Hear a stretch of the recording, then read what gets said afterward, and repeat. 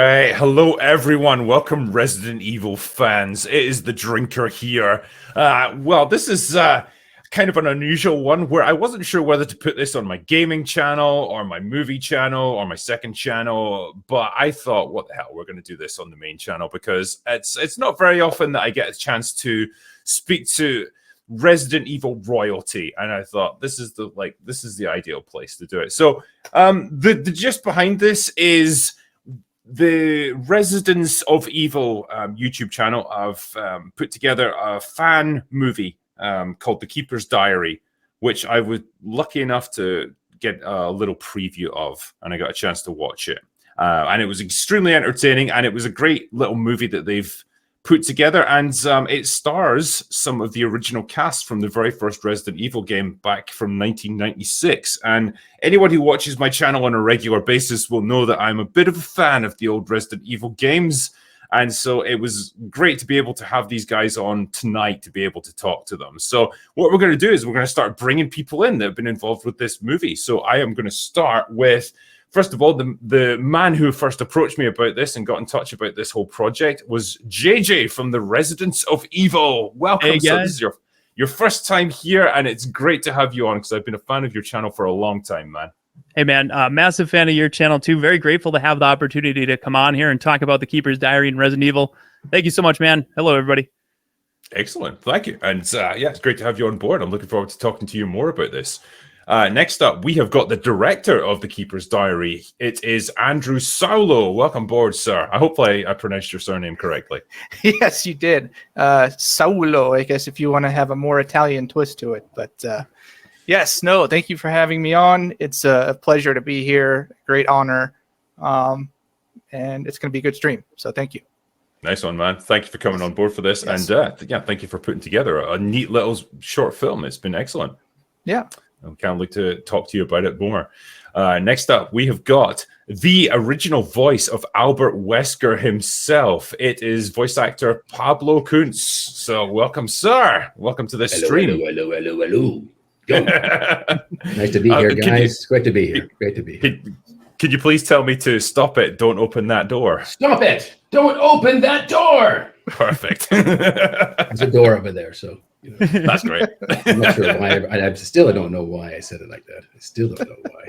It baffles me, you know. It was perfect. But that one, there's one clip, I think, it's just stop it, don't open that door for like 1 hour on YouTube. It's like a 1 hour loop of it, you know. Too good. Anyway, it's nice to be here. Thanks, guys, for inviting me. No, it's great to have you. Have a good time. Have a good time. Yeah. And wow, no Resident Evil party would be complete without Chris Redfield himself. You're not going to punch boulders this time, so we haven't evolved to that stage yet. But welcome aboard, Charlie Kraslavsky. Sorry, I butchered your name there, but welcome, the original Chris Redfield. I want to toast a little drink to you, sir. Respect. Thank you. Yeah. Cheers. Good to be here. And yes. Pablo, good to see you. I haven't seen you since the Toys for Tots, like in Christmas. That's right. Yeah. Yeah, we did a nice, we raised some money together about a year ago, I think it was, right? About that. 6 months ago, I think it was. 6 months, yeah. 6 nice. months, thank you. Yeah, it was good. It was a lot of fun. Toys for Tots. Yeah, I mean, I'm always amazed on just how much the Resident Evil community, you know, gives back. It's just constantly something going on, right? It's just a never ending. I think even Capcom, I think if you were to ask Capcom themselves, they'd say, you know, it's just a gift that just keeps on giving. They're constantly doing stuff and we don't have to do it. I mean, can you imagine how grateful they would be just for all these streams, just this alone, you know, it's unbelievable. I mean, I could be wrong. Like, I'm a little bit of an outsider now looking in, but it seems like the Resident Evil community is a relatively chill one and a relatively contented one. You know, I'm sure they argue about the details of which Resident Evil's better and stuff, but they generally overall seem pretty happy. And I think Definitely. Very supportive of projects like the one that you guys undertook. Yeah. Yeah. Which is well, they didn't get in the way, so there's that. Well, that's good. Yeah. Yeah. But I guess I wanted to ask because this is like 13-year-old me is probably freaking out a little bit just to like get a chance to talk to some of you guys that were involved with the original game, because you ask a lot of fans of the series, like, how did you first get into it? A lot of people probably answer Resident Evil 2. I think for a lot of them, that was the game that really got them into it. And like, maybe the first one doesn't get mentioned as often, but for me, it was like, that was the very first game that I played in the series, pretty much within a few months of it coming out, and I just fell in love with it immediately. The moment I got that black and white intro with the helicopter landing and the STARS team finding the bodies of their comrades, I was going from the Super Nintendo era of Mario and cutesy little graphics to people getting ripped apart by zombie dogs, and I loved every moment of it. And from that point, I just absolutely fell in love with the Resident Evil series, and it's got such immense charm, especially those older games. So it's a real pleasure to be able to do something like this and speak to some of the people involved. And I guess I'd be curious to know, what the experience was like, both from a voice acting point of view for you, Pablo, voicing Wesker, and for you, Charlie, like doing the live action Chris Redfield. You were the prototype Chris, the archetype of him. And that was the first version of him that we ever got to see, and he's become this icon of the series. Happy to talk about it. Yeah, I mean, the voice acting, everybody seems to make fun, of course, makes fun of kind of B movie-esque, of the whole acting. But I've talked about this before, but I think it's because, I was doing some TV promos and, various jobs in Japan, and they always want you to go over the top, I mean, I think Charlie. Yeah. Oh, yeah. It's always just a mochoto oba onegaishimasu, mochoto, like a little bit more overacting. Yep. And so you go into these recording, and you just automatically assume that's what they want. And in fact, I don't remember a lot of it, to be fair, but I almost certainly they would have said mochoto over, like a little bit more excitement, please. Right? That's Mochoto meaning a little more, and oba. They'd always go oba. Which oba is like over, like go over the top. Oba. Right. And almost every production I was ever on, it was like that. They were just like, because the commercials that's their idea of how it should be. Well, the commercials are very short, remember? Like they're like 10 seconds, some of these, so it's like, angry face, like especially if you're a Westerner, like you're basically a typical commercial, right? Would start off with Westerner angry with the Japanese guy, right? Yeah. And it crosses over. I think it crosses over, and it's not just commercials. It's like all of their entertainment is kind of like that. It's kind of like over the top. It's like Jerry Lewis, it's slapstick emotion. Yeah. Just everything faster and louder, kind of. Yeah, because I know, like, obviously, particularly with the first game, like the voice acting and stuff is like fondly kind of remembered, but like I think there's a lot of laughter and stuff with regards to it, but I don't get the impression that it was a failing of anyone involved. It was more I imagine you guys delivered what they asked for, and I'm pretty sure they would have asked for you to paint in quite broad strokes, whether it was the delivery of the dialogue or the performances during that live action intro. And a survival horror game at a time when live action performances were almost unheard of in video games in the mid 90s is probably not the place for like really subtle, nuanced acting performances, because it just wouldn't translate across. So I totally get that, and I just loved it from the get-go. I loved the B movie atmosphere of it 100%. My headphones crapped out. Are you getting like a huge echo now, or are we okay? We're okay. We're all good. It's all good. Yeah, I mean, just the whole overacting. Yeah, it was just the way it was for this for that production. But we didn't really know a lot about the production. Everything was hush hush, really. Mm-hmm. It wasn't like a studio with like many microphones. You went in there, it was one mic and one person at a time, and it was everything was just so low budget. I felt. Pablo, I have a question for you because this came up. Like I was talking to someone the other day. Did you guys do the voiceover recording before or after we recorded the intro? Yeah, I didn't see any of that intro at all. So you guys did it before us? Probably. It was so hush hush, like it was just like do this and I mean, I barely knew it was a game because I was very young too. I was just quite happy to get a job, to be quite honest. You know, I was like 20. Yeah, you asked me offline how old I was. It's 1995 when we recorded. I was born in 71. So I can't wrap my head around this. You know? It's like you look younger than me. Damn you! But you're Scottish, right? So yeah, I can say that because my father-in-law is Scottish, really so I'm, I've got some practice with that. But yeah, no, I was only 24, so I did I take it seriously? I mean, as serious as a guy can, I suppose, at that age. I don't know. It was fun. It was fun actually to see everybody. And everybody looked like the part actually. Barry was a big guy. Barry had a beard, kind of looked like Barry, right? Yeah. And you talking about Greg Smith, or are you talking about Barry? I don't know how to pronounce his last name. Barry. No. The actual that's a thing, like the actual voice actor. His name is Barry. In the chat, guys, who is it? Barry. I don't even know how to pronounce his last name. It's like Gjerdi. It's a Norwegian name, of course. Yeah. And so he looked at the part, and then when you look at the comic book kind of character of Albert Wesker, it says like 183 centimeters, and the size of that person was basically me.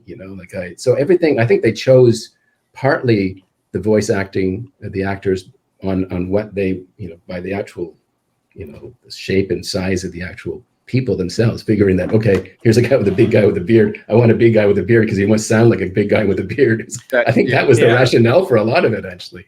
That's probably true. I mean, I'm curious, Charlie, like in terms of shooting the live action segments, like how long did that last? I guess a couple of weeks maybe that you were on. There was some preparation involved, but the actual shoot was just 3 days of shooting. Is that all for everything? So I think from when we did our wardrobe fitting until the last day of the shoot was, probably like 2 or 3 weeks. But the actual filming took place, for me anyway, was 3 shoot days. And one of them was quite short because it was just the credits in the studio, the scene with the credits.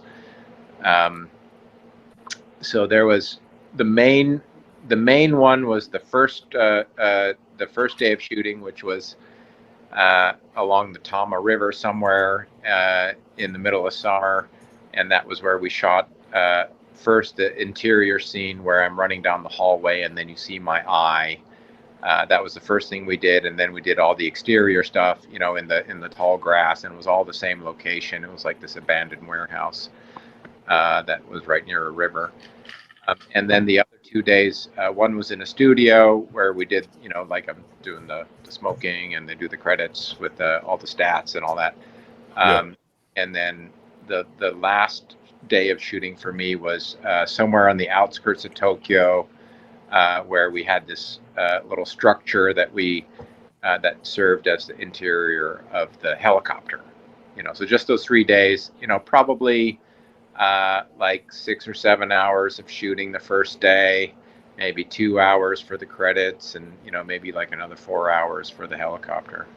Kanagawa area? Where did you go in Tokyo? Did you remember? No, where you mean the in the helicopter? Yeah, I'm just kind of curious whether what part of Tokyo you were in. I don't know. I couldn't tell you where it was. I just know that we all got into a production bus, and it took like 2 hours to get there. So it was somewhere, kind of far from Tokyo. Kind of like the money bus in a way. Whenever you got into those little mini buses, you're actually being hired for the day. It was like kind of a good thing to be in that bus. You felt like, okay, I'm going to make a couple of dollars.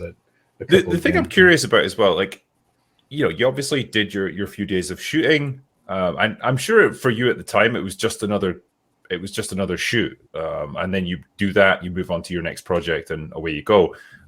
Like, did Capcom ever get in touch with you and say, like, the game came out, and we want you to know, like, it's been successful, or here's a copy of it so you can see what your performance looks like when you're actually in it?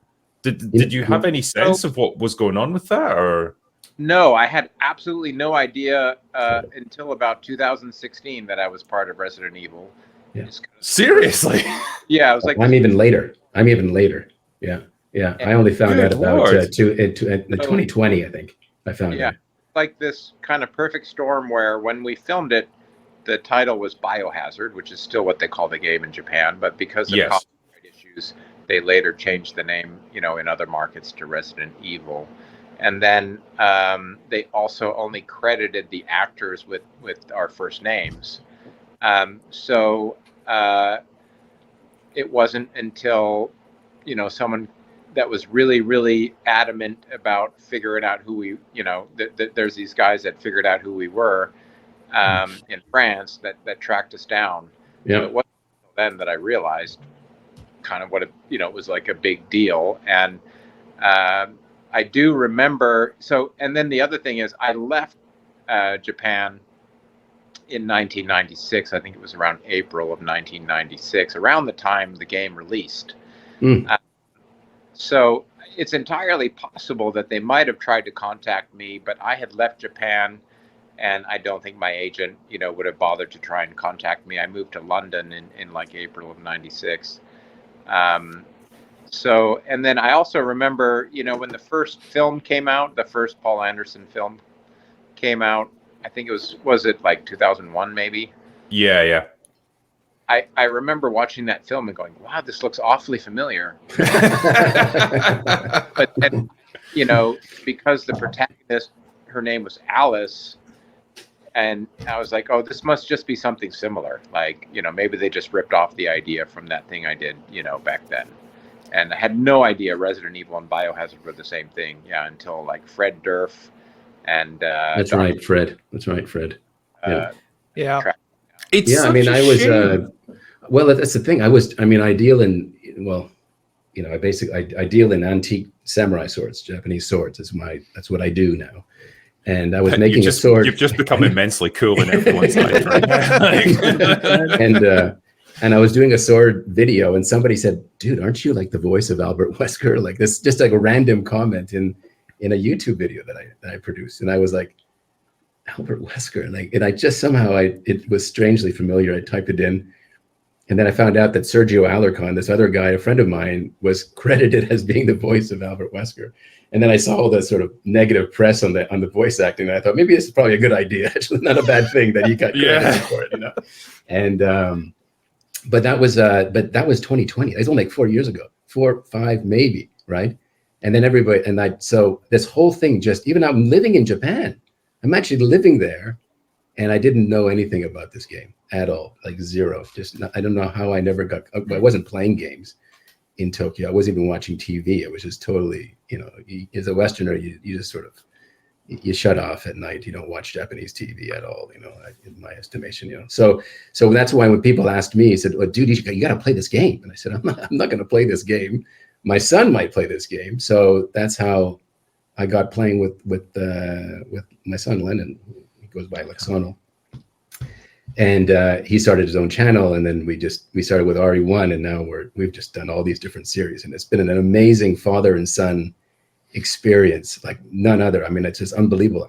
80 plus videos now on his channel, and it's something that you can look back on, and I look back once in a while on. It's like, whoa, like to think even pre-puberty, the kid has grown like literally a foot. It's unbelievable. His whole life is on camera. I'm seeing it there, and it's really wonderful. And we shot today, episode 4 of we're on RE2 remake right now. So and playing with Jill, which is fun. That is a pretty cool thing to be able to tell your son as well. Like, hey, Dad helped to like create one of the greatest survival horror franchises in the whole history of gaming. Yeah.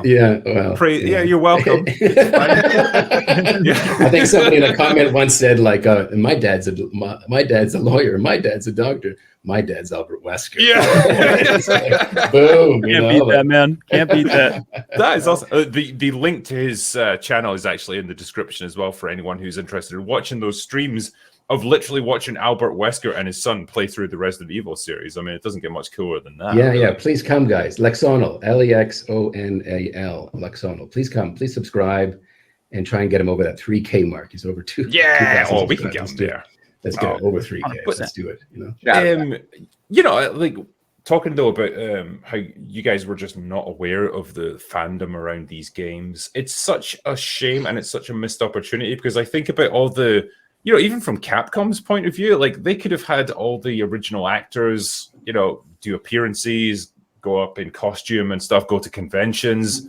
There's so many things that could have been done during that period, and they seem to just miss out on it, and it's such a shame in retrospect. I mean, it's great that you guys have all can do it ultimately been made aware of this stuff, and you've been contacted by people who were just passionate fans, I suppose.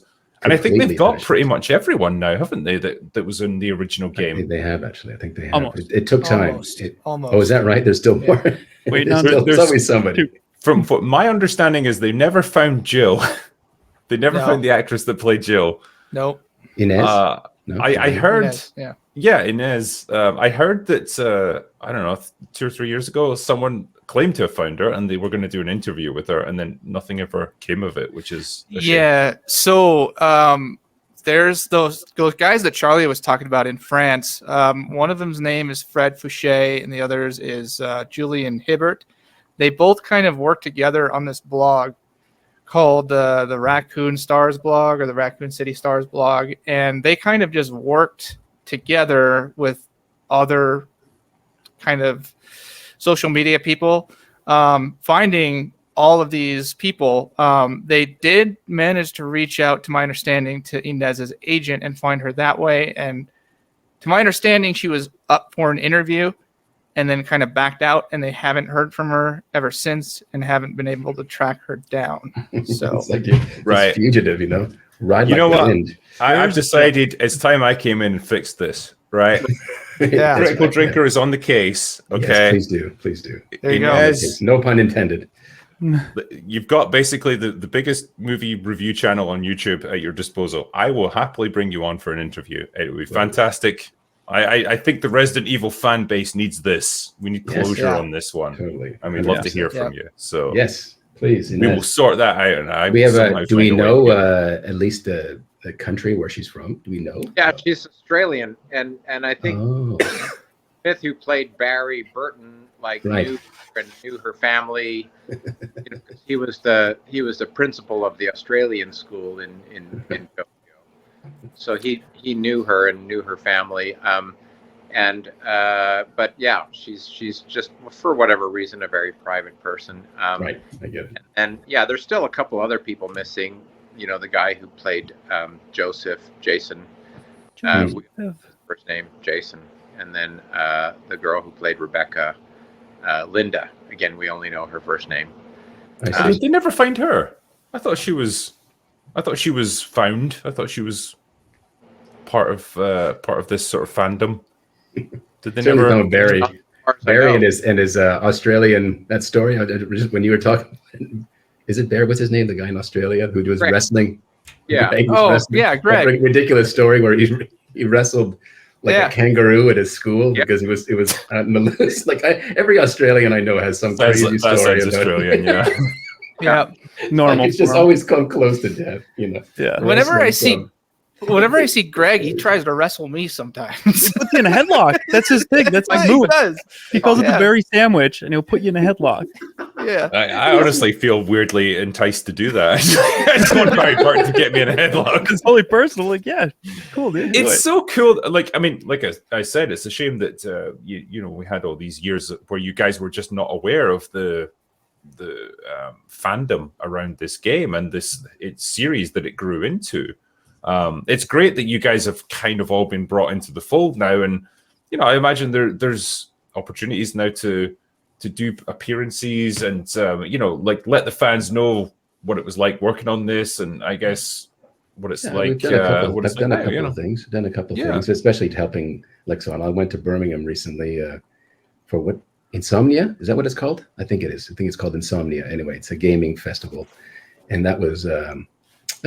Just doing another playthrough and just talking to some of the fans and signing some stuff. But yeah, it's great. It's just it's a very warm community, and I'm blessed. This Lexonal's channel, the people that show up every second Sunday, every fortnight, 7:00 at British time.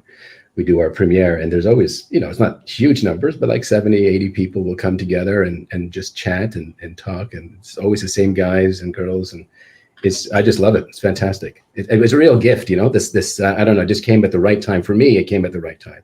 You mentioned earlier, they missed opportunity, and I understand why you say that. But for me, I think it would have been a distraction if I had, I think 10, 15 years ago or whatever. I'd be like, do I take this more seriously or not? It was good. I forgot about it completely. I can honestly say I did. It's come in at the right time, and it's certainly in my life. You know? Well, maybe now as well, like, because so much time has passed. Like, we're coming up on 30 years, I suppose, since the original game came out. That's I mean, it doesn't seem real, to be honest, but no, that's where we're at. That's much time. And like, I suppose, like, now it's so long ago that you know, there's such warmth towards it, I suppose, and I think it's always worth just paying respect to the work that got done in the past. You know, this franchise that's now encompassing however many games, movies, books, spin-offs. It all started with that one Resident Evil game back in 1996. It all started with that, and you guys helped to build that. And I think you all deserve a lot of respect for the work that you put in to make that happen. Well, it feels good. It feels good. And who would have? I mean, Capcom, I mean, I'm sure they had high hopes for it. I mean, but I've never seen an interview with, you know, Mikami and stuff talking about it, but I can only imagine like how delighted they would have been by this massive response. Or was it, you mentioned like RE2 was like when a lot of people really got into it. Was RE1, did that really set the stage, or did RE2 sort of like blow it out of the I think RE2 sold more than RE1. I mean, RE1 was still a massive hit, but it's just a weird thing within the fandom. Like, when you ask people, how did you first get into this series, most people will probably say, if they were active in gaming back then, Resident Evil 2. Right. And it's just it's an odd little thing, but it just seems to be that was the point where it meant mainstream. You know. Right. Okay. Somewhere that basically RE1 kind of saved Capcom. Like, they were in like financial straits. Like, is that right? I didn't know that. Because RE1 was such a big hit, it kind of like, you know, it really helped them from you know, I would think any gaming company is probably at the edge, like where they'd have all that money invested into a game like that, and then just hoping. But Pablo, when did you leave Japan? I left in just after the earthquake, 2011. I had already planned to leave. Yeah, still had never put together. Like, I feel like, you know, I left in 96, and I feel like if I had stayed there, I probably would have put it together. Okay. But I feel like you know, like leaving Japan in '96 for me. I mean, you can't really think this way, you know, but it was the wrong thing. Like, if I had just stayed in Tokyo, like some of my contemporaries that were in acting, like really made, you know, they really made it. And if I stayed there, I think I probably would have been a household name in Japan today, and B, I think I would have put it together. That I'm sure you would have. Somebody would have reminded you of it. You know? Equals, you know, Resident Evil. But you know. It is what it is. I mean, I only did the modeling acting thing for like the 99 to like 2000 or so, and then I got into website design and all that. I had a company in Japan, and I was doing a whole range of other other things, you know. So I wasn't involved so much, and then just all these memories, you know, when somebody mentioned that, and then I started recognizing some of the voices that, you know, like Clay, like Richard, for example. Oh, don't. It's like, you know, that scene where he's like dying, I'm dying, and it's like, there are terrible demons. Terrible Ouch. Demons. And that's Clay. Ouch. You know, I know Clay. I'm like, that's Clay. You know, like I was like, man, you know, and then and that's Sergio's brother, and so I think I've helped a little bit in putting some of the pieces together. I think Sergio was the one that got the actors together. I think he had a connection with the production company or something, but.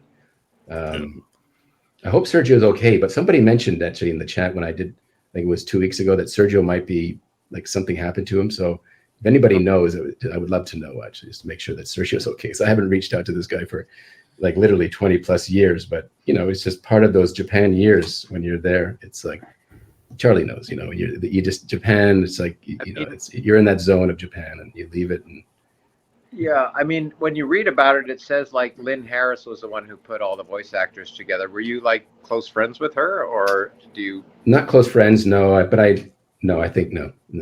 I think she just had my tape and listened, and What and about so- Scott McCulloch? No.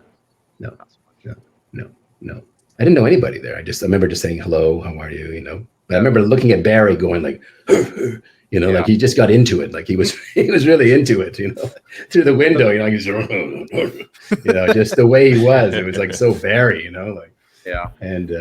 It was just, but it's typical. The couple of guys smoking in the background, when you're doing your lines, I'm sure McCamey was there, but I had never met him, or if I did, it was very brief. It was just a very secretive, I felt, operation. Definitely secretive. Yeah, that was the operative word for sure. There's a lot of love for Resident Evil 1 in the chat. Is that right? Is that right? That, yeah. A lot of people saying like Resident Evil 2 might have taken it mainstream, but RE1, it paved the way. Like none of this would have happened without Resident Evil 1. And I agree wholeheartedly with that. Yeah. Still, it's one of those games I can happily go back and replay at any time and just have a blast with it. I know it like the back of my hand, and I don't care. It's great fun. I live streamed myself playing it, and I just still had a blast with it. It's just good fun. Yeah, it's just the puzzles. Right? I mean, the puzzles. That's what's fun that you're doing with Lexonal. It's like just doing the puzzles, and everybody knows the answer. Of course, they're watching us try to figure it out, and that people are screaming at the screen like, no, don't turn it that way. But it's like But it was a trip watching it the first time. I must say, first time watching the first iteration, actually seeing like, wow, what a mansion and all that stuff. It was very embarrassing. I was just like, oh, I can't believe this is. Well, how did you feel when Wesker met his ultimate fate in that game? Yeah, right. Just the whole death. It was like, But I remember doing some of the lines. It kind of transported me to some just vague. Like I say, it was so many years that had passed, and then to find out that it was that popular and people were still playing it is terrific. And then all these remakes. They're constantly like announcing remakes all the time. Yeah. Right? Yeah. I mean, JJ would know better than I do. Is there like a Resident Evil 0 coming, or Veronica? Is that coming out? Or I think they leaks and rumors right now. Nothing confirmed by Capcom, but they did so well with their recent Resident Evil 4 remake that it would be surprising if they didn't continue. Right. Yeah. Right. I mean, at this point, I feel like they're just gonna keep 0, 1, whatever can keep people interested and make money. I mean, I wouldn't be surprised. So. Yeah, I mean, like they didn't do an amazing job with Resident Evil 3, but no, they didn't. But 2 was great. I think maybe it'd be nice to see a remake of 0 because it was a great concept. It was just kind of weirdly implemented back in the day. We seem to have multiple versions of Charlie coming in here. Hold on, let me see if I can. Another Charlie. We've got like 3 Chrissies here. Who's that Charlie? Oh, there we go. That sounds like Charlie. I know we all have a friend like Charlie.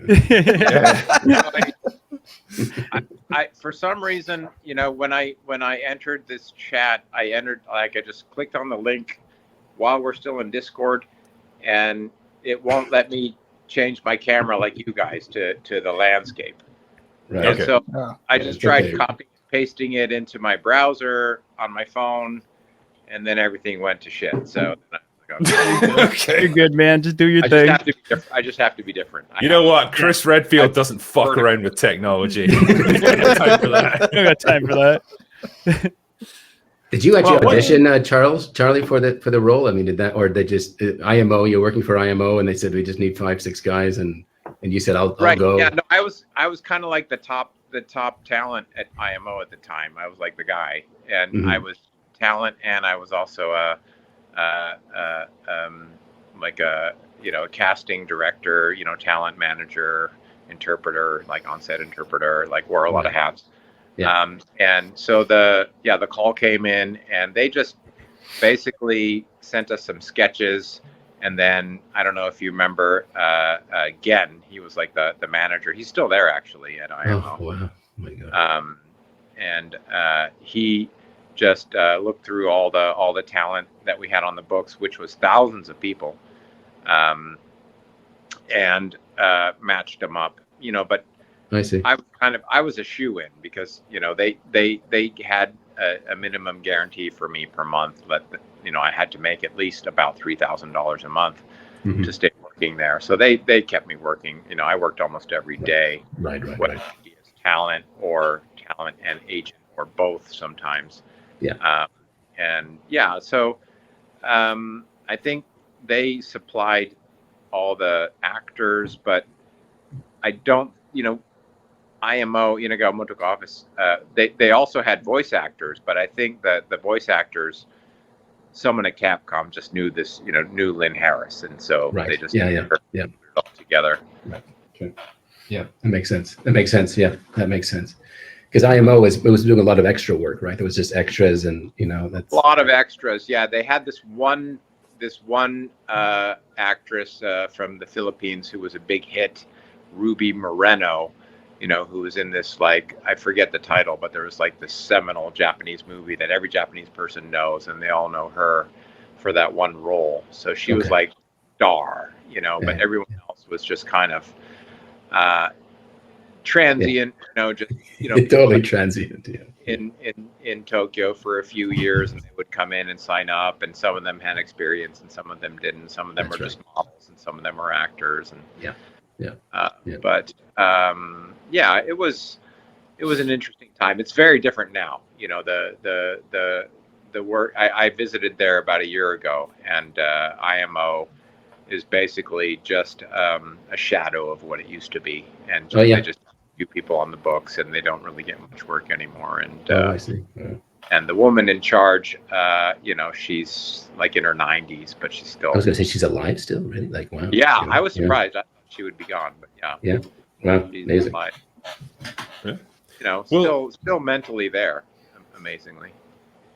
I mean, obviously, like, you guys had this time well away from the Resident Evil series where you all worked on other things, and then ultimately you were made aware of the popularity of the series and the popularity of the characters that you portrayed, and you've ended up taking part in this fan film that these guys have put together. These other gentlemen who've been a little bit excluded from the conversation for the past 20 minutes. I'm enjoying. Yeah, it's good stuff. Yeah. But yeah, so help me understand how this came about. So the Keeper's Diary obviously follows a character that we never really got to see in the original Resident Evil game, but it's just he's revealed through diary entries, and it's one that everyone who's played the game is probably very familiar with. A man who's used to work at the mansion under Umbrella, who was caught up in the T-virus outbreak, and whose mind slowly unravels as the virus infects him and he slowly zombifies. Where did the idea come from, and then how did it morph into this? How did you guys get some of these actors to take part in this? So I love Resident Evil. It's obviously something I've always wanted to do. And I remember when Welcome to Raccoon City came out, they were posting stuff on social media where they were actually building the sets from like the RPD and the Spencer Mansion. And I'm thinking to myself, well, maybe they might do it this time, So I go see the movie. Actually, I saw the trailer and I was like, okay, never mind. So then I go see the movie. I watch it. When I got out of the movie theater, I was like, I don't know why I got my hopes up, but basically from there, I'm just a guy that lives in a small town. I don't really know anybody. So I wrote a script. I contacted a bunch of YouTubers. It was JJ and a gentleman by the name of Krishmir Kenizovich who reached back out to me. JJ was already working on a project at the time with Sean Liebert, who made Arklay or Dave. It's about the murders that took place in the Arklay Mountains, kind of that's told in the beginning of the voiceover in RE1. So he was kind of working on it with him at that point, and we ended up going with Krishmir. So we all flew out to Germany and at one point and just did some really cool stuff there. We recreated the intro scene of the remake, I think, and tried to get things together with him and his friend Andy Sperling. And they're great. They worked very hard. It just didn't end up working out to film in Germany. So we ended up doing it back over in the States with JJ. But during all that time, I think I contacted Krishmir. I was like, what if we reach out to Charlie and Eric? Because I was able to find their contact information online. Eric Pirius, who was the live action Albert Wesker. That's right, Eric. Yes. Yep. Yeah. And they both I know actually. Eric. Nice guy. Yeah, no, Eric's great. And they both messaged me back. And then one of them sent me Greg Smith's contact. And it was like around this time, 2022, where I got all of them together for like a reunion of sorts. And Charlie was just so enthusiastic, and he's the one that ended up playing the keeper. So we filmed the teaser trailer while we were there. And from there, it kind of just took off. So, Yeah. So it was crowdfunded, obviously. I think it was Indiegogo that you did that through. And, you know, like, did it take a while to flesh out the story that you wanted to go through with this? I mean, I know obviously you had the diary entries, but then what you choose to show in between is going to really give you an insight into this person's character and who they are. Not really. I kind of just, use snippets of the diary from the original translation and the remake. And, I took some creative liberties at certain places, but nothing that deviates too far from the game. So, I tried to pretty much tell the story as it is. I just don't feel the need to change everything. So, Right. Yeah. I think I certainly felt that. I remember it came through that way when I. Yeah. I mean, Charlie, like, I from remember your point of view, talking how with did it Andrew go? early on. What? Yeah, I was just going to say, Charlie, like, how did it feel like going from playing, the hero Chris Redfield to playing this more, I guess, like, tragic character who meets like a grisly end in this story? Like, how did you approach that as an actor? Oh, I think we've lost. I think you're on mute. I think he's. Oh yeah, he's on mute. Oh no. Sorry. You're on. Oh, there we go. Yeah. Sorry. I didn't want to be crunched. Third time's a charm. And you gotta turn down your YouTube. I think you're getting. I'm hearing. Maybe I'm wrong about this. I think I'm hearing. Yeah, there's a little bit of a A delay. little bit of us are coming through. Yeah. I think his headset glitched out. Yeah. What if I turn my volume down a little? Is that better? Yeah, that's good. Yeah, a little bit better. Okay, so, I always feel like it's a lot more like he's not exactly a villain, the keeper. But I always feel like it's just more fun, more interesting to be a villain than a hero. Nothing against Chris Redfield, he's iconic, and I love the fact that I'm associated with Chris Redfield and always will be. But as an actor, I think it's just more fun to kind of have a more complicated and nuanced sort of character. Like in this case, he's doomed. He doesn't know it in the beginning, but he's doomed. And then he like slowly degrades into a zombie. And I think there's not a lot of dialogue in this short film, and so it's kind of a nuanced performance, and in a way it's actually a little more challenging to convey things without dialogue, but I think that we did a great job of that, and I think we had to take a few artistic sort of decisions and liberties to fill in the blanks, but I think we made really good choices. Well, I say we, it's Andrew, really. Andrew made some really good choices with that, and I think we knocked it out of the park. Not to like, pat myself on the shoulder too hard, but I think we showed that it can be done. And I actually, in some other fan-made things, I've also played Mayor Warren. So, I'm really enjoying, getting to do these things. like not just be Chris Redfield, but now I've been the keeper, I've been the mayor, and hopefully it just keeps rolling, because it's an awful lot of fun, and I'm not getting any younger, so at some point maybe I'm like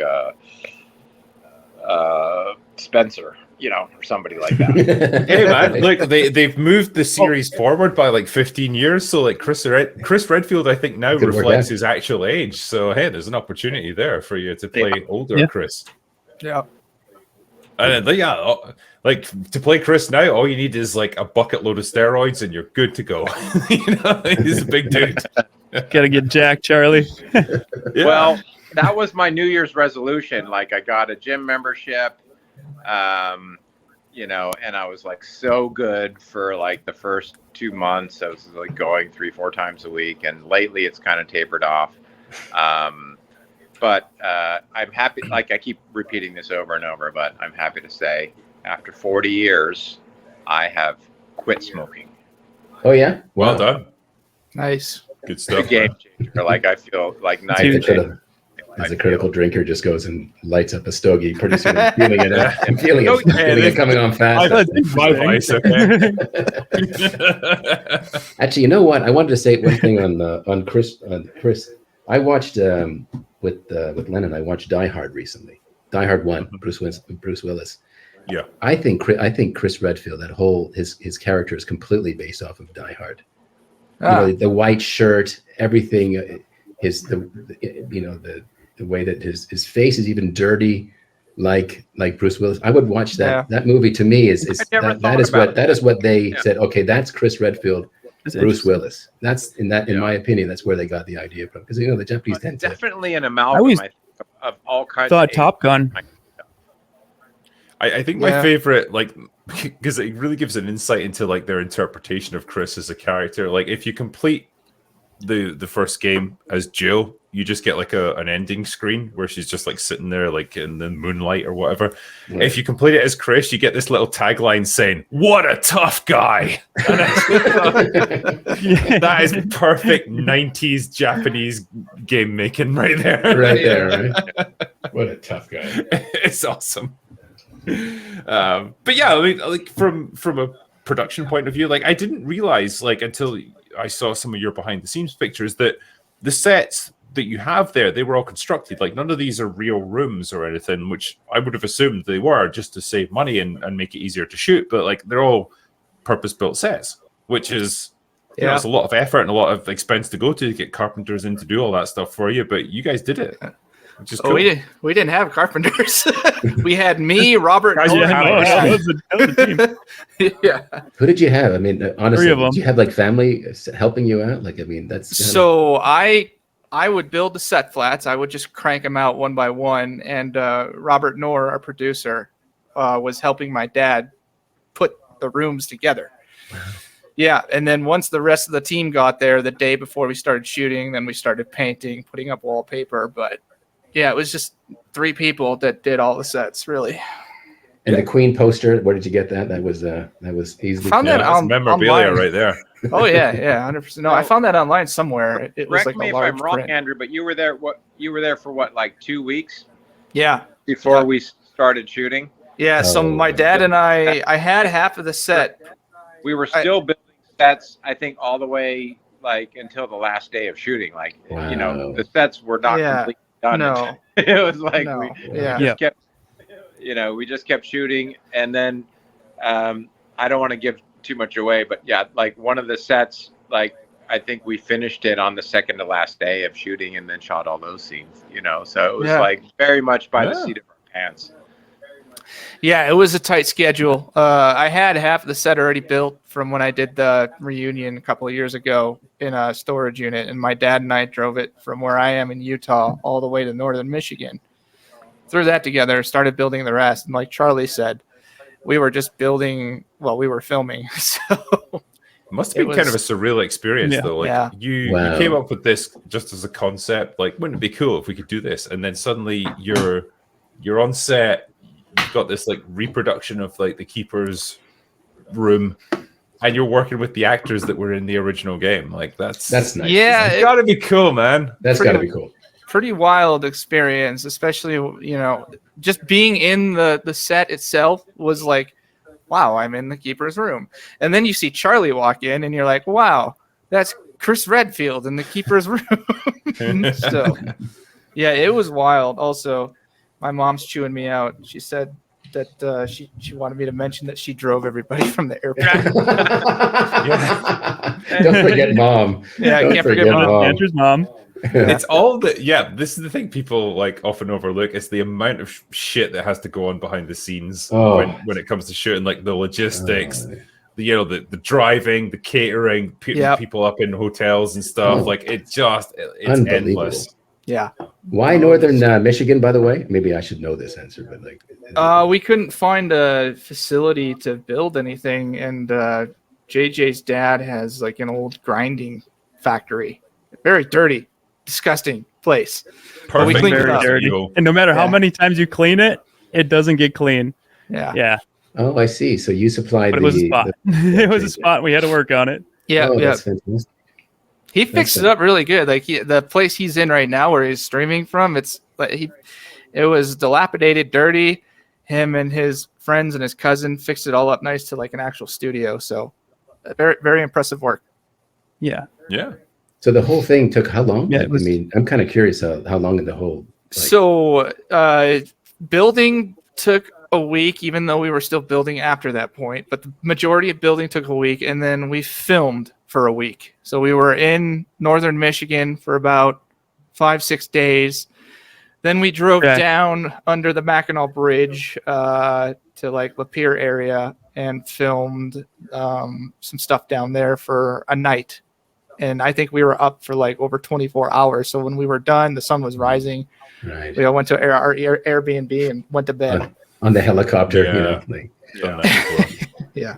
It was actually about 2 years from when that was actually like first, contacted Eric and I, and then Greg.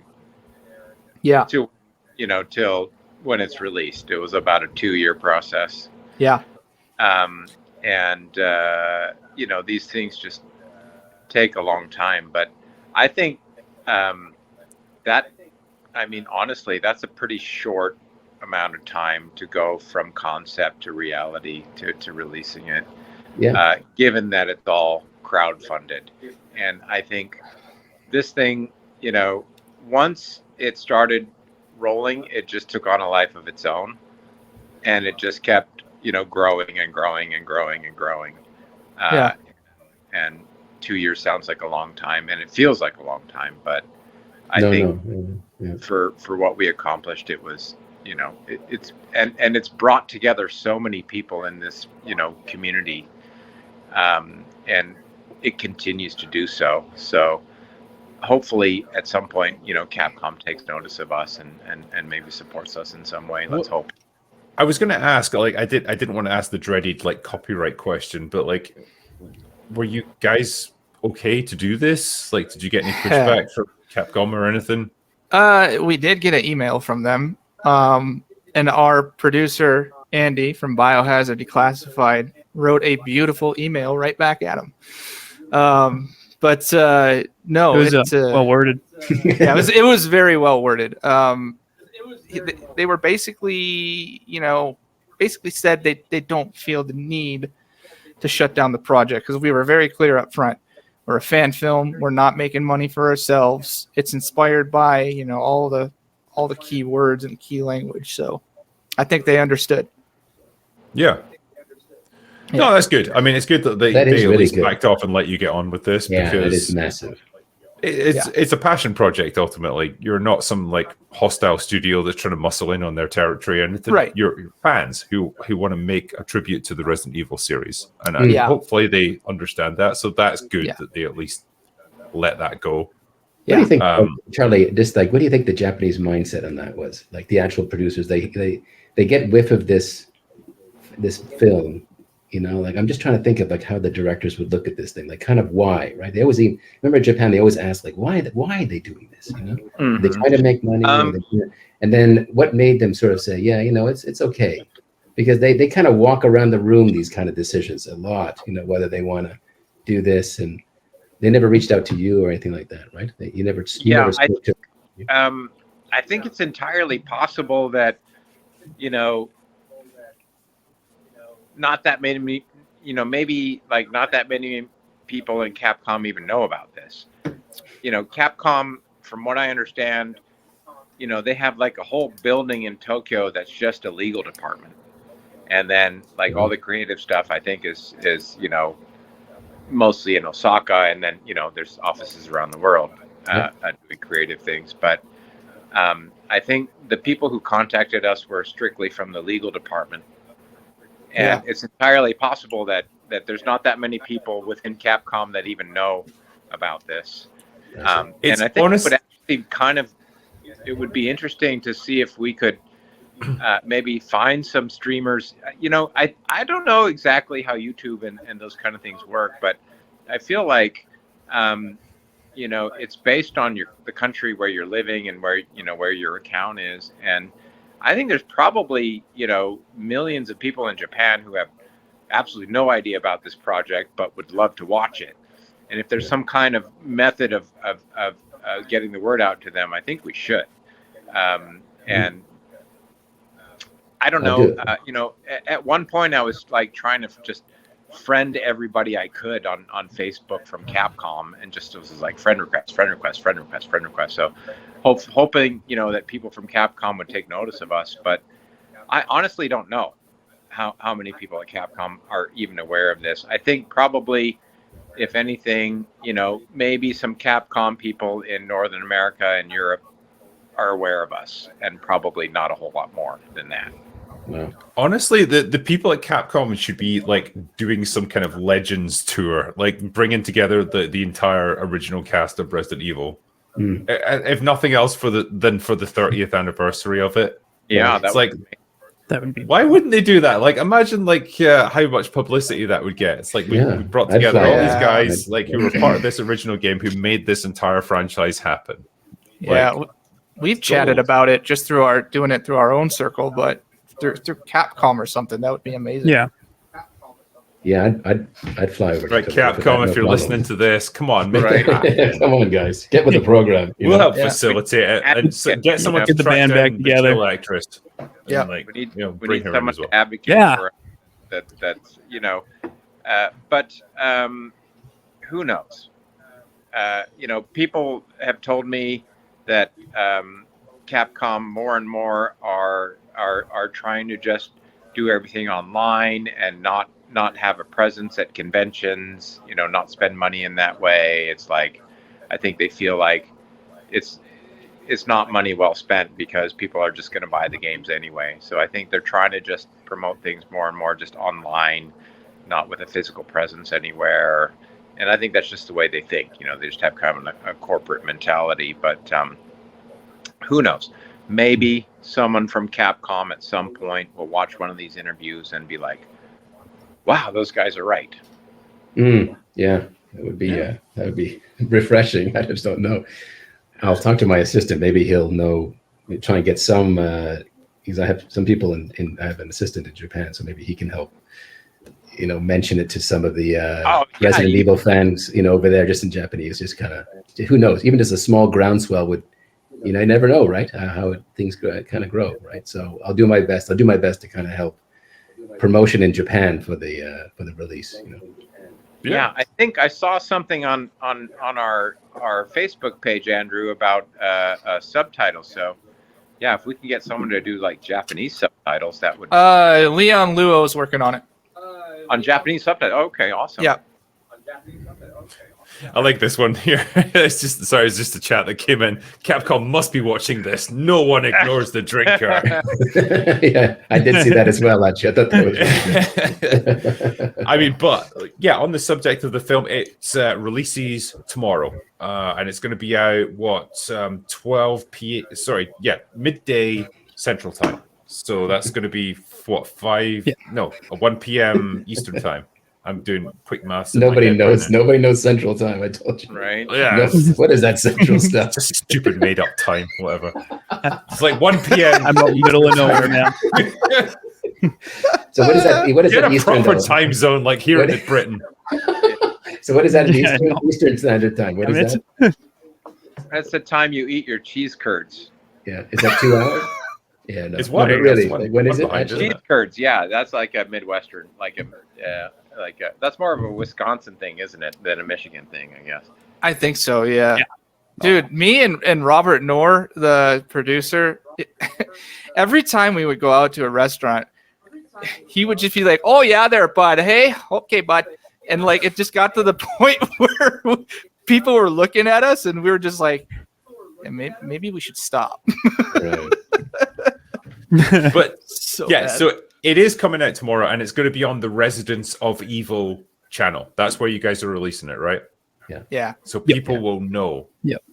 So Residents for of Evil everyone channel, yeah. who is watching this and who wants to catch the Keeper's Diary when it actually goes live, it's going to be tomorrow on the Residents of Evil channel. The link is in the description. So please give them a follow if you're somehow not already, so that you're ready for it. But yeah, I'd be interested to see what the reaction is to this because, I watched it. I enjoyed it. I think it's a great little fan film. It's neat to see some of the original Resident Evil actors taking part in this. And I think you guys made the most of a pretty limited budget with this one. And I don't want. so, I'm trying not to spoil it, so I'm trying to be very judicious about what I say here. Right. Yeah. But yeah, I think you it could looks be very good. proud, Andrew. I think very proud. Everybody Yeah. involved is very proud. I saw the credits. Oh, The credits were like yeah. the like it's just unbelievable. No, forever. Yeah. The number of people Yeah. involved, right? The backers, Yeah. The Yeah. backers I mean, is it's- so great. You know. Is there potential to do more things like this? If it does well. We have plans. Okay. We have plans. I can't really like to. give away too much though. But we are planning to release some stuff after the film is released, not too much longer, probably within the month of July.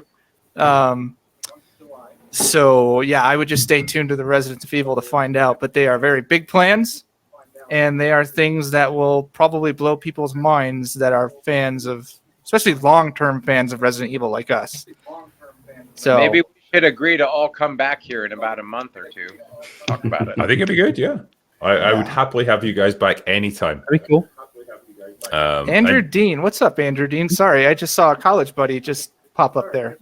Yeah. Sorry. There you go. It's cool.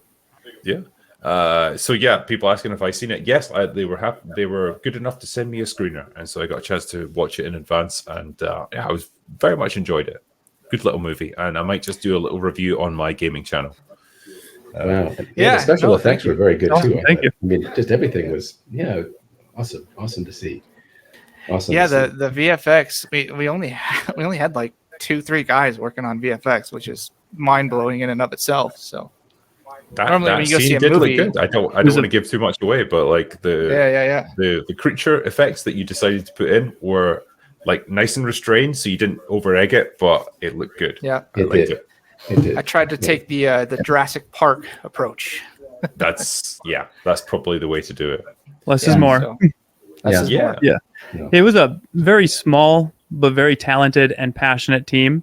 And I think just everybody kind of came together and helped out in different areas, and just everybody wanted to see, the finish line. Everybody believed in it so much that, with all the talent and the passion we had and everybody just helping each other out, it just really came together. And I think it shows that passion when you watch this, short film. Yeah. It warms my heart to see things like this get made because, I think I mentioned this to you guys before we started the stream. It's easy for like assholes like me to just pick apart what other people make and just criticize it, and it's Right. fine. But it's nice to see people take the time and the effort and the personal, I guess, vulnerability of opening yourself up to criticism to make things of your own and to create that stuff. And that's what you guys have done here. And I think you should feel really proud of what you've made. It's nice to see stuff like this get done, and I want to see more of that. Do you review small films sometimes? I do on occasion, yeah. Yeah. Yeah. So might take a look at this and let people That's know my thoughts. yeah. but- 'Cause that's with so many people, but just budding, just trying to get their stuff out there. And Oh yeah, I mean, Yeah. a lot of people contact me, and it's like, can you review my film or this, whatever. And with the best will in the world, you can't do everything that people ask you to do, and so I can only do my best. But like, there's certain things that are just important to me and that I just personally care about, and it's kind of selfish, obviously, because it's like I just happen to like Resident Evil, so I'm going to talk more about stuff like that. But you know what? Yeah, that's the way it goes sometimes. Like, we all have things that we care about, and that's fun. And you played Resident Evil like by yourself? I watch. Oh, go ahead. Yes. Yeah. I was just curious about you, Drinker, when you played Resident Evil. Like, was it a family affair, like brothers involved or anything like that? It was just when I do my stick here with my son, we get a lot of people say that they play with their dads or with their moms, or it became a real family affair. And I'm just kind of curious for you, like what was Resident Evil like when you played it as a young guy? Actually, it was 100% a solo affair, because like my parents just didn't get gaming at all. Like, they weren't into that in the slightest. Yeah. And so like I got a PlayStation Christmas 96, and then a friend of mine recommended Resident Evil to me, like once we went back to school in January. Yeah. And I was like, oh God, I have this game because it looks so fucking cool. I like begged my parents for it because I rented it out from Blockbuster, and I was like, I need to have this so I can complete it. And so they eventually caved because I was an annoying asshole, and they got me it so I could play it, and absolutely loved it. And then everyone, like my friends, were all talking about it. We were all kind of playing it simultaneously, but not with each other, if you know what I mean. So like one person might be slightly further ahead than the other one or whatever. Yeah. And it was always a solo experience, and I think that made it better because it was more terrifying as a little kid. Yeah, I can imagine. Yeah. You're young, right? And a lot of people tell me that they were 7 when they first played, or 8. I mean, or 10. I think I was 12 when I played it for the first time. Did you have a brick for that first time I played? The zombie turned around, and it's like, oh shit, I'm out of here. Ran away. What was the first scare? Was the first scare the dog jumping through the window? That was the first jump scare. Like, the zombie was the first just existential scare of like, oh God, I'm facing something that I'm really scared of. I don't want to deal with this, so I ran away, and then Barry shot it. But the dog bursting through the window, like, there was no preamble, there was no build up to that, there was no music, it just happens. That got us all. Shit, Oh, those and the game was just riddled with stuff like that, just little moments that catch you off guard. Loved it. Oh yeah, 100%. Well, you may have already touched on it. Which one is your favorite out of, I guess, all of them?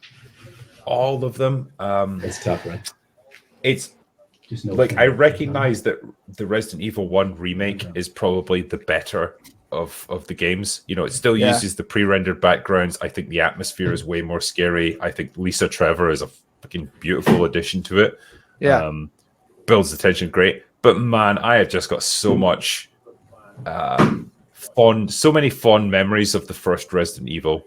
The very first one from 96. I recognize it's probably not the best technically, most accomplished game. I don't fucking care. I just love it. It's just the first. I mean, when you see like movies, like there's so many movies that have like number 2, 3, 4. Yeah. I mean, the first one, right? I mean, even though people might like the second one better, technically the movie, they have more of a budget and everything.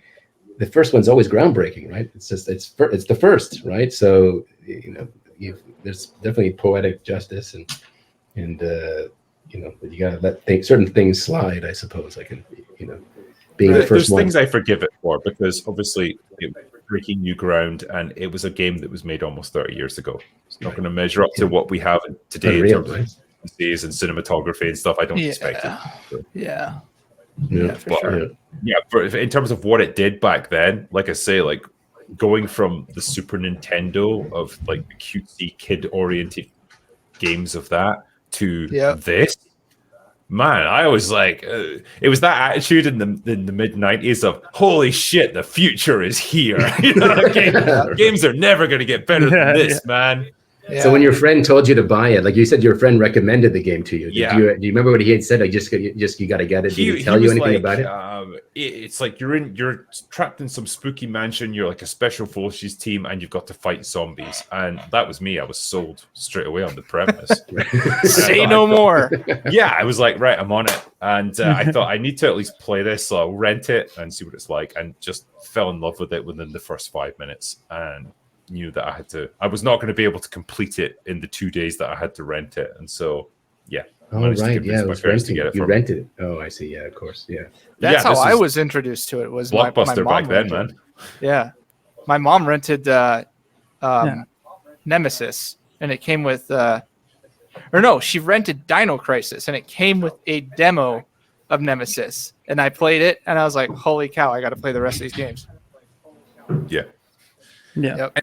Yeah, that feeling of being inside a B movie horror film and actually taking control of the action, like, you know, it's been done a million times since then, but like nothing could equal that first feeling of doing it for the first time. It was great as a gamer. Yeah, the dialogue and everything. Yeah, just about. Yeah. Lovely experience. And in that, I think probably in that year, I did Tomb Raider, I did Resident Evil, and I did Final Fantasy VII, like games that just have had a massive impact on my life and my understanding of storytelling and all that stuff, all within the space of like 12 months, probably. So it was a pretty good year. It was 97. Wow. Did you have one of those books? So people are telling me that when they first played Resident Evil, they had a book and they would make notes about which door had this or da-da-da. Like a strategy guide. Yeah, because you didn't talk to anybody else, and then you would actually meet people and say, like, I have, and I got here, I got stuck at this place. Do you know what you did? And then, like, some people you had to, you had gaming magazines that would produce like guides for games. Yeah. And so you kind of got that bundled in with it. I think the only time I really ran into a problem was that fucking that puzzle with the eagle and the wolf medal that you have to put into the fountain. You had to turn the thing to turn that. Yes, I know. I didn't realize, I don't know why, I must be an idiot, but I didn't realize that they were inside the books that you got, and you could open the books by turning them a certain way in the item screen, and then they would open. And I didn't know you could do that, and so I could never understand why I couldn't put them into the fountain. And it took many hours of screaming and frustration before I finally figured it out. But the crank, like turning that whatever, that rock there around, you know, guys what I'm talking about. That's really, you had to do it again. Like, you'd stop and then you had to do it again. Yeah, and it was a very different era of gaming where there wasn't like, because now games, if you're stuck for more than 5 minutes, it will give you a bloody hint that plops up on screens saying like, seems you're a bit idiotic with this one. You're not figuring it out. Here's how you actually do the problem. Back then, you just had to figure it out. Like, it wasn't going to help you. Yeah, totally.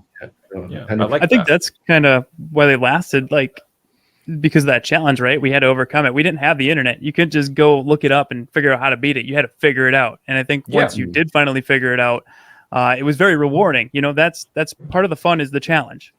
I think the thing that people sometimes overlook as well with that very first Resident Evil, there was a very neat multiple choice system woven into the story that allows you to get different endings based on the choices you make, and it's not always obvious that you're making a choice. Like, say you're playing as Jill and Barry says to you, hey, I think you should search from the first floor. If you do that, he will save you from a trap where like the roof's going to come down on your head and squish you, turn you into a Jill sandwich. If you choose to ignore his advice and go up to the upper level and search different parts of the mansion, you'll encounter him in a different place and he won't save you. And it reduces your trust in him as a character, and it might make it more likely that he's going to die towards the end of the game. It's just little subtle things like that where you're not consciously aware that you're making a choice, but you are, and the game makes note of that. That was neat. That was very intelligent storytelling, and none of the other games ever really replicated that. It was much more obvious, the kind of branching storylines. And for that reason as well, I think, God damn, they really nailed some really interesting ideas with Resident Evil. 100%. You know, like now, even when I'm playing with Lexano, like we we figure something out, or we flick a switch, and we're like, uh-oh, now what? We know something's going to happen just because you've triggered something in this game, you know, and you just know something's going to come up. Just because I mean, JJ, you could probably tell us on this, but like, I'm sure there's about 6 different endings for the first Resident Evil, like depending on which character you're playing as and who you choose to save, all that stuff. There's a lot of different possibilities there, which is cool. Like, it encourages you to replay it. They had a lot actually in just that game that came out in 1996 for the PlayStation. They had so many like things that could vary. You know, there's an ending where if you get the bad ending, after the credits, you look at the Arclay Forest there, and all you can see is a shadow of the tyrant standing there, like he just got out and he's about to go. Like that's so cool, man. And I know, Charlie, you guys recorded multiple scenes depending on the ending you get. So yeah, for a game that came out on the PlayStation, in 1996, it was impressive to not only have live action cutscenes in the game, which was mind blowing at the time, but to also have such a variety in the way you could play and the outcome.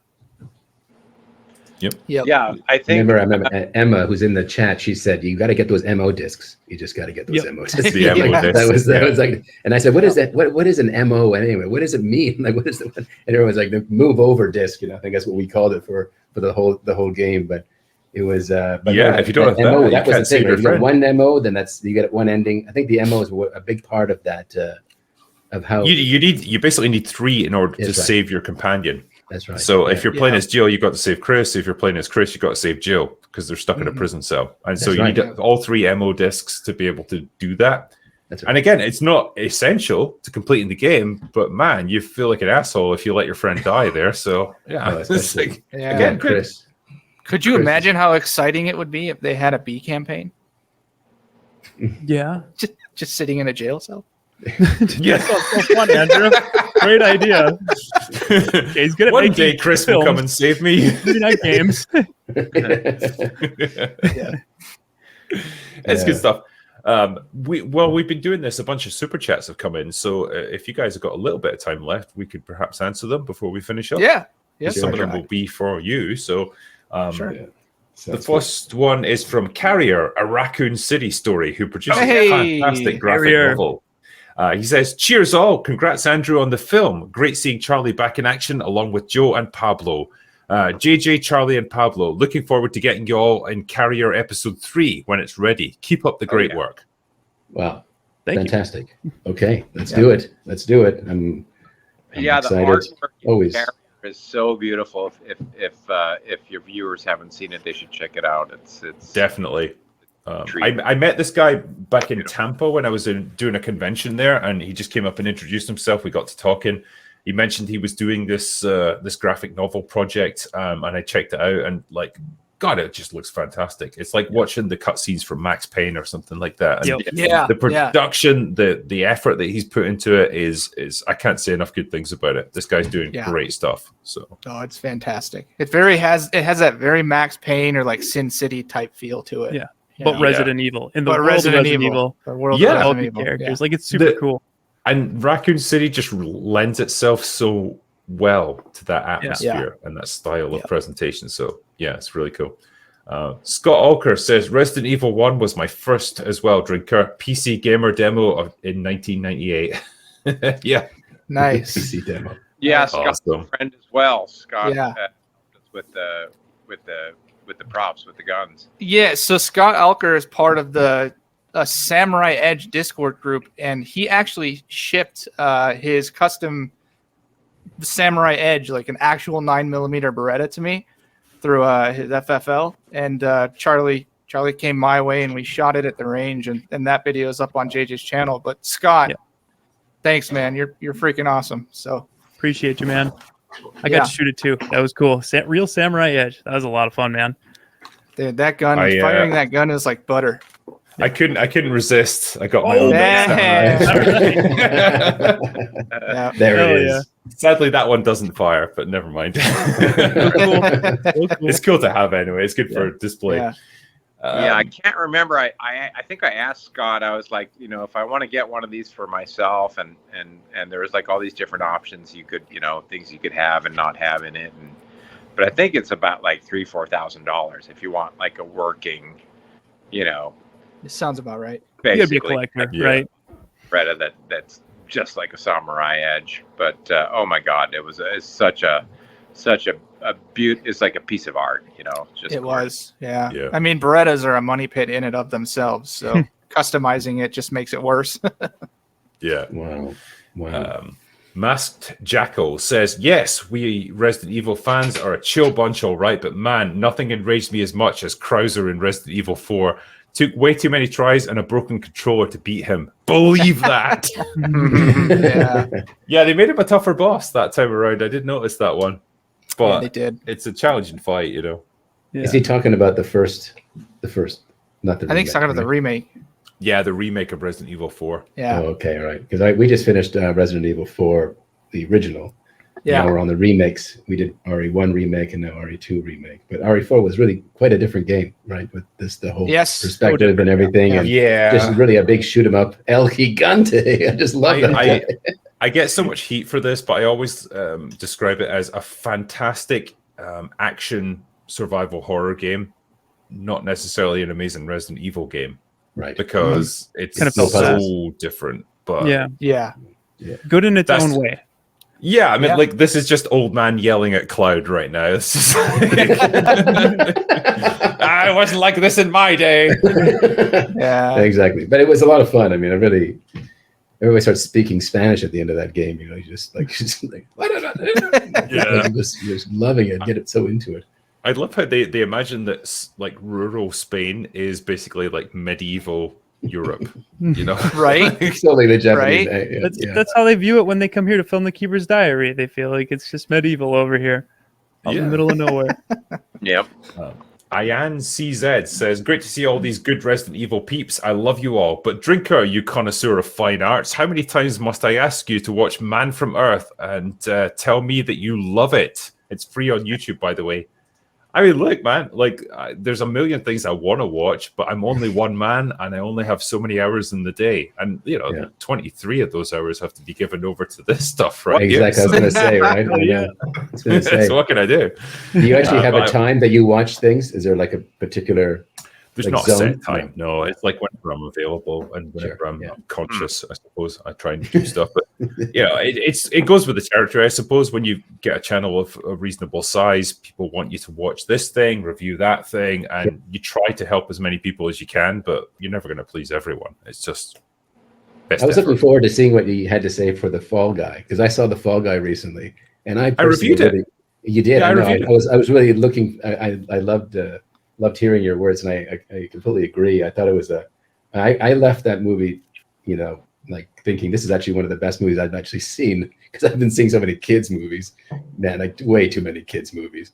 And but actually, I left the Fall Guy going like that was a great film. I really enjoyed it. I thoroughly enjoyed the movie. It was a good, fun movie. Good leads, good chemistry between them, and just a fun sort of action comedy plot, and it should have been tailor-made to do $600-700 million easily. It flopped. I don't know why. A lot of good ones are flopping. Yeah. Oh, did it actually flop? Really? Yeah, it flopped. They had this weird run of movies that should have been good that flopped. Like Furiosa flopped. Yeah. Kingdom of the Planet of the Apes flopped. Yeah. The Fall Guy flopped. It's not good. Yeah, it's a tough time in movies. It really is. But the Fall Guy, I thought I told all my friends, you got to see this. This is friggin' hilarious, especially if if you're 50 years old. I think it must be like remember the Fall Guy. It was like this combination of we all shut ourselves in for COVID and we got used to just streaming everything, and then inflation is just killing us. And it's like to go to the movies, it's like you have to sell your firstborn just to go to the movies and get the popcorn now. Well, I think for the average family, like say you've got like husband, wife, 2 kids, plus popcorn and all the stupid stuff that you have to buy for them, because kids always want to eat things. I don't know. All the candy. It's going to be like well over $100 to take them to the movie theater, and like that's a lot for a lot of families now, and you can't do that on a regular basis. And I can totally get why they become careful about what they spend their money on. And yeah, man, like it's going to be on streaming within a few weeks anyway, so who cares? Like you can just watch it at home. You bring them, spend all that money, then they're only half-ass paying attention to it, and you're like, I paid for this. You watch this movie. Yeah, kids are assholes. They don't pay attention to things. I noticed that people have no problem buying stuff. Like I always felt really bad, in Canada growing up. Like you had to buy the popcorn there. Here, people just brazenly just buy stuff at the convenience shop, stick it in the bag. They don't even check. They absolutely do not check here. You just go in there. They know that you have a bunch of crap in that, especially you got to come in with in Scotland, like people smuggle in bottles of whiskey and stuff. Like it's expected here, Yeah. But Fall Guy was I thought that was just an amazing film. I know I'm talking about it too much maybe, but I really left there going, wow, I'm pleased I saw this on the big screen. I thought it was terrific fun, a lot of fun. So I'm I'm a bit disappointed to hear that it was a flop. Hopefully, maybe it'll not become a flop with in streaming and all that. I don't know. Hopefully. Yeah. Stephen D says, I literally cannot get over the fact that the cast of one of the most iconic pieces of modern entertainment didn't even know that they were in it. Right? It is very true. Yeah, it's very true. I mean, it's very true. Completely true. Yeah. The thing is, I don't know if were conventions as big of a thing back in the 90s? Like, because they were never big in the UK, but I know Americans are different with this sort of thing. So, like, we're gaming and anime and all those, like, you know, geeky conventions, were they still as big back in the 90s as they are now? So, like, say, for example, you were doing, like, the cast of Resident Evil to make appearances and stuff. Would that have been a viable thing, or was that just not done back then? I don't know. I feel like it's on the radar for me. I have no idea. I think those kind of Comic-Con kind of conventions are probably, you know, I would just hazard a guess. Like, it's more like probably from the late 90s forward, I would think. But, yeah. I feel like maybe that's kind of when it first started, you know? Yeah. Maybe I don't know. Yeah. I don't know the history of how this stuff took off and stuff. Stephen D says, you guys are the stars in more ways than one. Stars. Yep. I tried to give myself a Chris Redfield, like, I noticed that actually. I made it as like as vertical as I could. That required a lot of hair gel, let me tell you. A lot of wax. Actually, Andrew, my son got hairspray the other day on him. I remember, like, I hadn't actually seen hairspray. Like, it's all wax and gel when I think about it, but this guy just went to my son's head, and I was like, wow, like the 80s, it was just like, who is all hairspray, you know, and just lighting a match and, you know, like hairspray was just, it was just awesome, you know, like, so it was nice just seeing hairspray. I don't know why. I just thought, wow, what memory. Oh, that's great. Andrew Honeycutt says, character development and a compelling story are the essential elements of a good game. Why has that formula been lost? Wow. That's a great question. A deep one, yeah. Pretty intellectual for this one. There are still, question. You know, we can trash modern games and stuff. There are still fantastic games getting produced with Hollywood level, you know, cinematography, performances and stuff. It's just, you know, sometimes it gets left behind in favor of spectacle.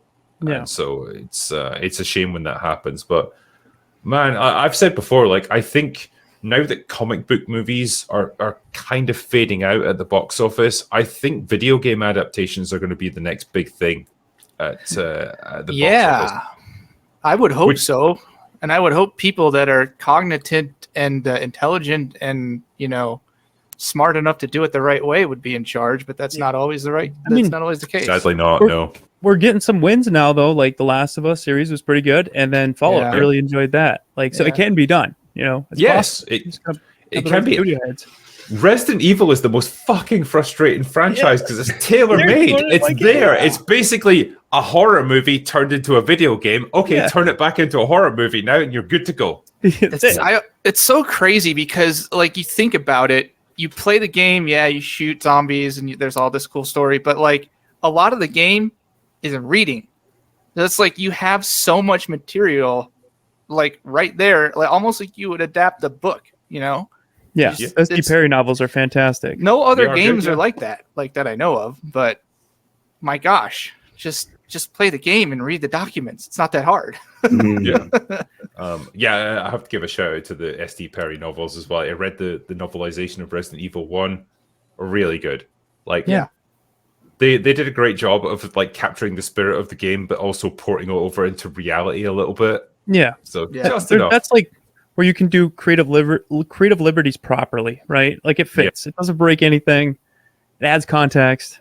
Yeah, it makes sense of certain plot holes that just were pretty big. So that's fine. Next one is James Evans, who says, Resident Evil 1 was way ahead of its time and undoubtedly set the benchmark for survival horror. 28 years later, and I still play it. I doff my cap to you all.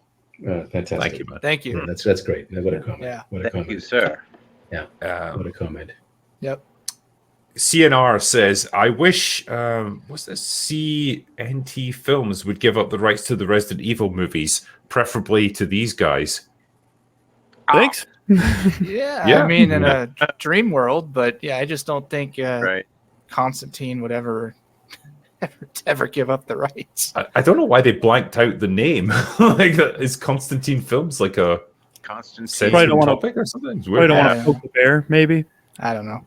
Could be. RPC says, have a drink on me, Critical. Nice, I will. Thank you. All right.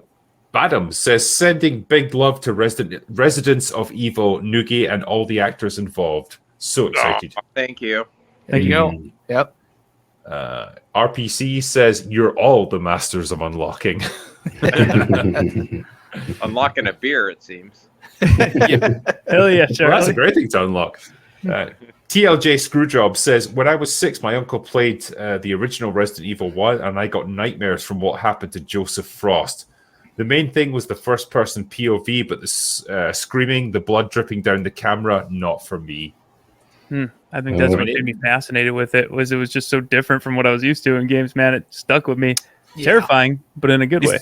Well, it's funny because I assume it was the same in America. We got the censored version of the intro where there was no smoking, there was no blood and gore and stuff. And so it wasn't until many, many years later that I saw the proper version. Yeah. And I was thinking, damn, if you'd led with this would have been awesome. Yeah, definitely. It's kind of like Reservoir Dogs, like starting off the whole movie with the final scenes. You could tell it was in the 90s because Chris Redfield is smoking a cigarette. Like, Right. ain't no way that shit was going to fly now. Yeah. This is what I mean by that's what I mean by Die Hard. Like that, if you watch Die Hard, the guy's always smoking. Yeah. It's totally. Yeah. I'm sure they went. That's our guy. That is Chris Redfield. Oh, yeah. Whatever the guy's name was. I don't know. I always envisioned like What was Charlie was Tom Cruise from Top Gun, What's and that then like? Iceman was Albert Wesker. I always thought that was like the inspiration. I mean, there was a ton of inspiration, but Yeah. maybe. It's definitely one of them. yeah, It's definitely one of them. The Ran Man says, had the same problem. I ran around the mansion for hours looking for anything, and then I inspected the Doom books, and I got the coins, and I had to take a break for TV's health. It's one of those problems, man. It's weird. Vanny says, I can't wait to see the movie that was part of the crowdfunding, and can't wait to see Charlie back. Greetings from Germany. Wow. All right. Yeah. Thank you. Yep. Actually, a lot of fans from says, Germany. A lot of fans from Germany, I've noticed. You know, That is Yeah. cool. I don't know why that is, but you know, I like this one. We were spoiled back then. A dude with a rocket launcher. That's all we have. All great stories. Yeah. We all love him the the rocket rocket launcher, launcher. man. Yeah. and Brad. and RPC says, hey, Drinker, do a collaboration with Tyrone Magnus. What, you mean like when we have him on open bar like multiple times and he's already been on? Yeah, I think we've already He's done. always there. Yeah, I can cover that. High Voltage says, Charlie, you look so cool smoking that cigarette in the uncensored intro. Caused me to take up smoking as a kid. Just kidding. sorry? I lost my shit over that earlier when I seen that comment. From an OG Resident Evil fan, thanks for this fun stream, guys. Cheers. Yeah. Thanks, man. Fabulous. Yep. Fabulous. Freaky Deek says, I sell a kidney every movie theater visit. Thank God they regrow. Yeah. I'm not sure that's how kidneys work, but yeah, good luck with that one. I have that pass, by the way. I have that movie pass that I don't know, 16 pounds or whatever it is per month. It seems Odeon? The Odeon thing, yeah. Yeah. It's It seems handy. kind of a no-brainer to do, so helps some of the cost down, Yeah, definitely. Dragon Reborn says, Drinker, apologies for the late wishes, but happy 100th open bar. Panel, what are your thoughts on what Resident Evil 9 might or could be? Wow, that's a good one. Ooh. That's a good one. Don't That get is a me good one. talking. I Yeah. have no comment on this. I don't even JJ's only made like 800 million videos about it. Yeah. So is it trying to Keep bring it coming. in line with current timeline? Because Resident Evil's always been a bit behind us. Yeah. Yeah. I don't know. I don't want to see old Chris, and I don't want to see old Jill and stuff. I don't know. Mm. Yeah, I have no idea. Everything I hear is hearsay, so I Yeah. don't know. I could honestly go any way. I'm kind of glad that the whole Ethan Winters arc is over because I never really liked him as a character, and I don't know why they brought him back for Resident Evil 8. I think he would have been fine as a standalone guy for Resident Evil 7. But Right. in 8, I kind of wanted to get back to the main characters that I actually care about. Ethan was just a total non-entity. It was. Sorry, go ahead, Andrew. No, I was just gonna say they should have been side games, kind of like the ones with Barry Burton Revelations. Yeah, I feel like they wrapped his story up well for what they were doing, right? Okay, but now let's move on to the characters that still have storylines that haven't been finished. So many characters that were set up, things that were already in process, and we just never came back to, you know? Yeah. And I was cool with that too. Like, all right, we're done with the Winters. They did their thing. Now let's kind of go back to more survival horror, you know, slower paced, more. Let's go back to Resident Evil. Well, yeah. It was interesting. It was interesting. I had fun with it, but it was just very different. It was very different. I still haven't played that Shadows of Rose. I just saw that it was about like ghosts and paranormal activity and something. I was like what is this? I was like, sign me out. Okay. Yeah. Well, the biggest problem with it is they skipped like 16 years in the future, and Chris Redfield and the Hound Wolf Squad are still alive. So like plot armor for the next 16 years. You know what I mean? Like that kind of broke that a little bit. I guess. Yeah. It's funny because like when you mentioned Revelations, like I think Revelations 2 was one of the few games that acknowledged that quite a bit of time has now passed, and like the characters do look noticeably older. Like Claire now is in her sort of late 30s. Barry's like in his 50s, I guess. He's a bit older, but he's like, I love him in that game because he's like your classic old dad who's like, you know, cracking jokes and like referencing shit that he did like 30 years ago that was really cool back then. Hell yeah. I just love that scene at the end where his daughter's like, Dad, do you need my help? He's like, I don't need your help. I've got this. Yeah. It's just great. It's just self-aware enough to be awesome. Oh my gosh. The letter, when you read that letter that Russian guy made in the game, I was laughing so hard because every single game, you're on this Russian island and every single letter you read is in plain English. Yeah. But then you get to this really old school traditional Russian guy and you read his diary. It's like, hello, my name is Irina. I come to save you. Just like, why did they choose? Andrew, that's your next project, right? The Russian diary. That's the next one, baby. Yeah. Let's go. The Russian diary. So silly. Vanny says, not gonna lie, 13-year-old me had a big crush on Chris Redfield in Resident Evil 1. Oh, There you go. Okay, there you got go. I'm red, but thank you. Maximus BT says, no, don't go. No! Don't come this way. No. No! Yeah. Fictitious says, welcome to Raccoon City. 3 games squashed into 1 movie was a bad call. Yes, it was. Yeah. Amongst many other things in that movie. Oh, yeah. Yep. Flop Doodle says, Mentogen, favorite beverage. I guess you're saying gentleman. Favorite beverage? Already had his favorite. I think he's already had a lot of his favorite beverage. Yeah. For me, like Balvenie Doublewood is actually really good whiskey. So I've been sipping on this throughout the stream and beer. So yeah, Right. I'm very much Hammered. enjoying this. Lagavulin, I had that. Lagavulin is an excellent whiskey as well. Yeah. Yeah. Damn, it's somebody expensive. It's like £60 a bottle. Yeah. Somebody said Man. you better buy this. I was like, okay, but just the one. It's good stuff. What about you guys? What's your typical choice? I I'm might some similar red to wine you, here. like whiskey, like bourbon, rye, beer, and I tend to just go for the middle of the road stuff. I don't want to spend too much money, but there's This is a long answer to this very simple question. like I try to shop local. So yeah, there's like this. There's a local. I live in Sonoma County in California, and there's a local one called Redwood Empire that has a really nice rye. That's one of my favorites. There it is. All right. Fair enough. Yeah, very good. Yeah, very good. We're all like, Yeah. Johnny That's good. Septum says, watch my dad play it when I was 5-year-old, no memory card. Damn, your dad was hardcore, man. Wow. That's Played impressive. it in one go. No save run. Yeah. Saves her for pussies. He just did it in one go. He's like, I grew up with the original Nintendo. I know how to do this. Yeah. One sitting. I didn't even use a controller. I just yelled at my PlayStation until it did what I told it to do. Yelled at it. It's like a Family Guy sketch right there. Yeah.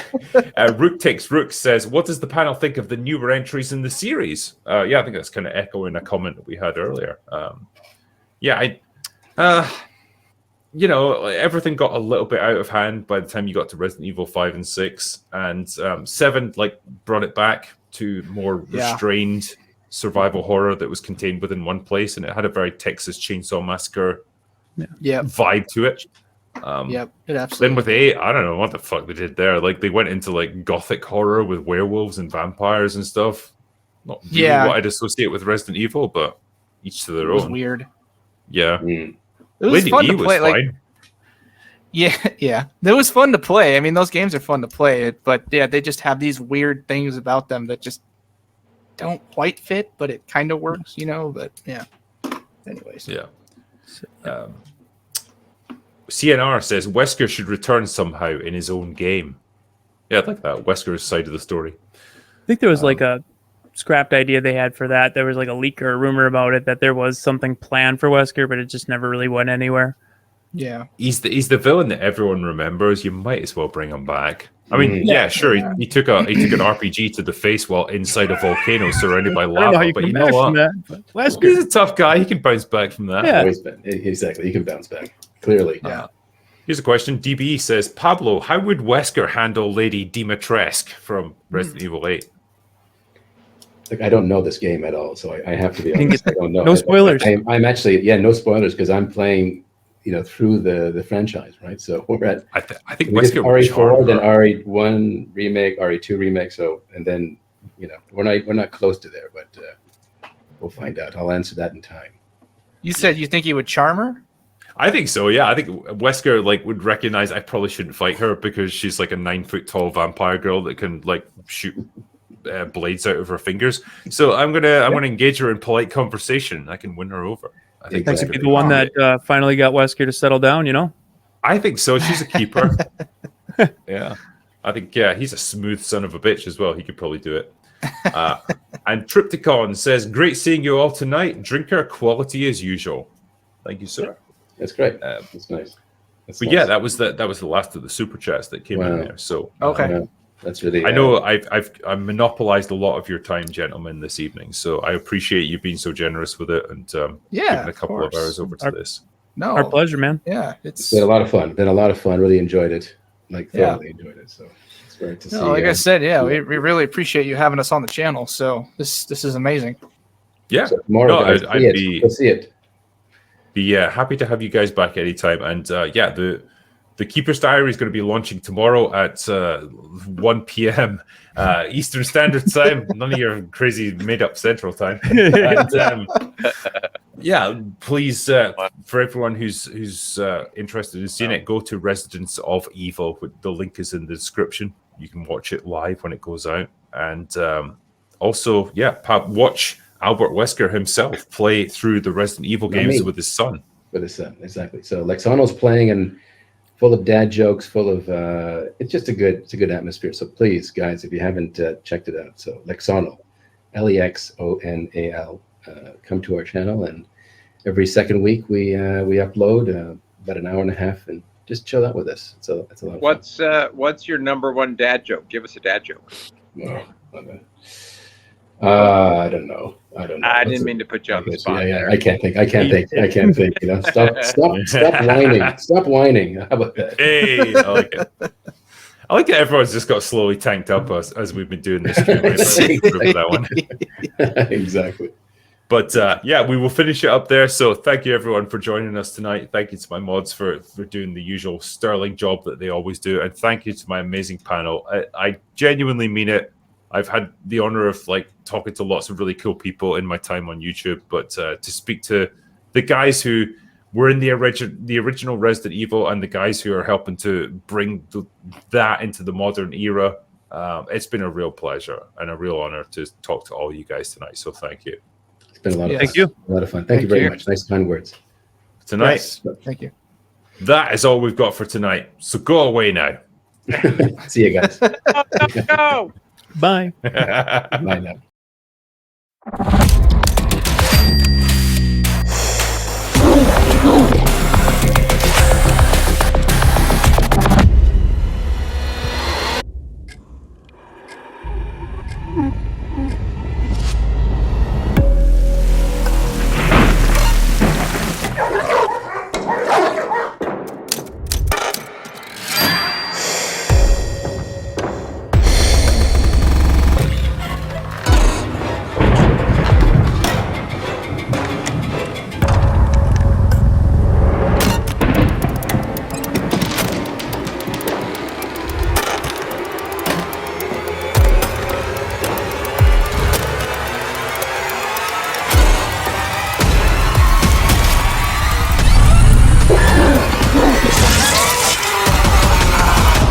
The Keeper's Diary, a biohazard story.